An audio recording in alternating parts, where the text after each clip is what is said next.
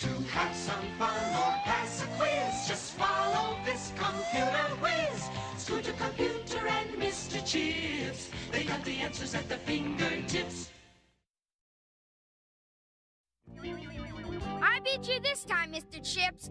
You're really good at these video games, but I can beat you sometimes. Of course, Scooter, because I'm no smarter than the person who programs me. After all, I'm only hardware, just like nuts and bolts. Oh, yeah? You're the smartest bag of nuts and bolts I've ever seen. Listen, Scooter, some people assume that simply because a computer can gobble up all kinds of numbers and facts and figures and whatever data you happen to feed it, some people assume because a computer knows how to remember instructions and data, whatever it's told, and deliver it back whenever you need it, as quick as a wink.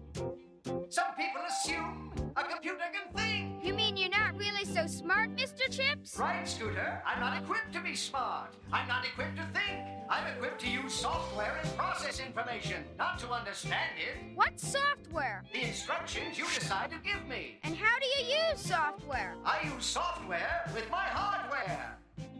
The terminal keyboard you touch when you want to say hi to me, that's hardware. My video screen when I want to reply to you, that's hardware too. And this complicated equipment crammed inside of me, too tiny for you to see, that's hardware too.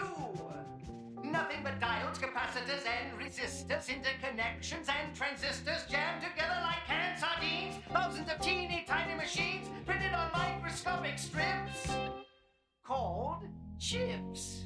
Chips? So that's why they call you. Precisely. Gee, Mr. Chips, you have a great brain. Brain? No, Scooter, I have no brain. Some people assume that simply because I can beat them at math and word games and chess and checkers and fingers and fingers all in the same afternoon.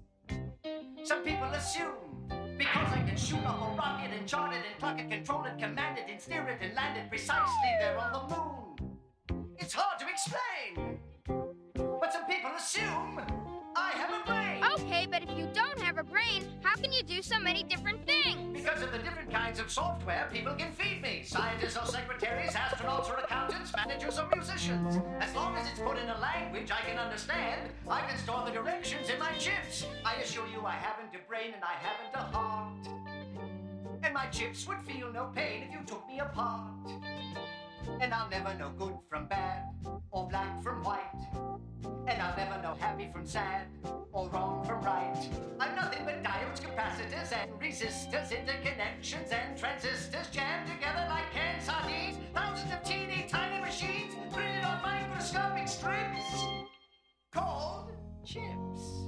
And it's all hardware, just like nuts and bolts. You're sure a smooth talker, Mr. Chips. Maybe so, Scooter, but you're the brains of the operation.